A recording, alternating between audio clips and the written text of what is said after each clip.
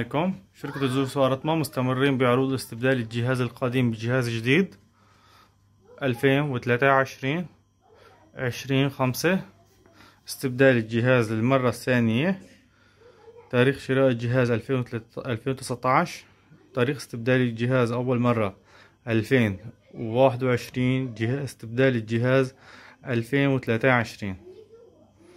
تم استبدال الجهاز بحسم 50%.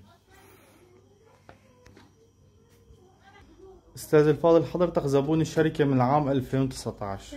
كيف 2018 كيف كان التعامل مع الشركة؟ تعامل كتير جيد وبالإجابة كتير سريعة، وهي ثاني مرة إن شاء الله بنبدل الجهاز بجهاز جديد بنصف القيمة. الحمد لله رب العالمين، والله يعطيكم العافية وتسلم إيديكم، الجهود كتير عالية. شي مرة واجهتك مشكلة؟ أعطينا الموضوع بكل شفافية. واجهنا مشاكل بخبركم مباشرة بتنحل المواضيع. هلا بس قبل هالمرة وقت اللي ركبتوا لنا جهاز المضخة كانت المي ضعيفة، ركبتوا لنا جهاز المضخة مشي الحال، صارت الأمور تمام. رجعنا هلا عانينا من مشكلة ثانية إنه بطل تسحب المي، ورجعتوا عملتوا استبدال لجهاز جديد. تمام. إمتى آخر مرة بدلت مصافي هلا؟ صرنا شي 6 شهور. 6 شهور وقفت هلا عندك أنت المصافي لأني في استخدام. ليش المرة الماضية ركبت مضخة؟ ضعف المي، ضعف ضغط المي. وكنت وين كنت ساكن؟ كنا ساكنين تحت بغير منطقة، انتقلنا للمنطقة الثانية لفوق، المنطقة مرتفعة شوي.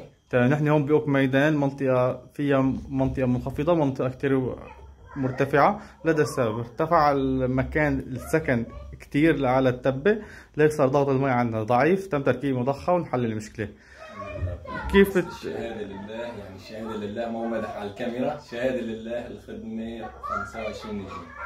شكرا لك. نحن بنسعد يعني من 2018 انا بس مركب من عندكم، وبعدين ركبوا اخواتي وركبوا اصدقائي، والحمد لله رب العالمين لحد تاريخ هسه 5 سنين ما حدا قدم اي شكوى انه ما تلافوها.